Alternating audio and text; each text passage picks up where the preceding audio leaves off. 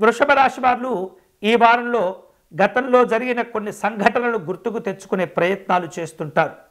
శ్రమకు తగినటువంటి గుర్తింపు, గౌరవాలు ఏర్పడుతుంటాయి. విద్యా సంబంధమైనటువంటి ఖర్చులు ఉండే అవకాశాలు ఉన్నాయి.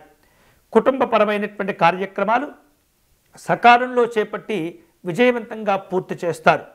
అలాగే ఎప్పటి నుంచో ఎదురు చూస్తూ ఉన్నటువంటి గృహ నిర్మాణాది కార్యక్రమాలను కూడా ప్రారంభించుకునే అవకాశాలు ఉంటాయి.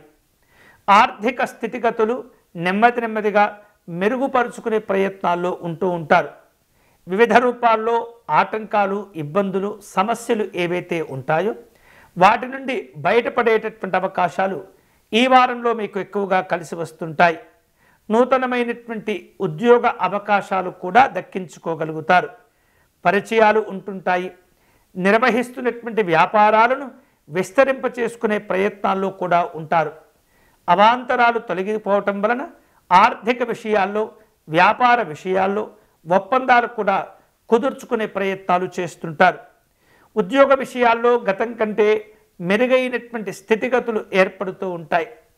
వివిధ రూపాల్లో పారిశ్రామిక రంగాలతో కూడినటువంటి ఆహ్వానాలు ఉంటూ ఉంటాయి. స్నేహితులతో విభేదాలు ఏర్పడకుండా ఎప్పటికప్పుడు కూడా మీరు జాగ్రత్తలు తీసుకుంటూ ఉండాలి. మీ ఆరోగ్యంతో పాటు కుటుంబ పెద్దల యొక్క ఆరోగ్య విషయాలను కూడా మీరు జాగ్రత్తగా కాపాడుకుంటూ ఉండాలి. అనవసరమైనటువంటి ఖర్చులు తగ్గించుకోవటం మంచిది. ఈ వారం ఈ వృషభ రాశి వారు విశేషమైనటువంటి శుభాలను పొందే అవకాశాలు కూడా కలిసి వస్తున్నాయి.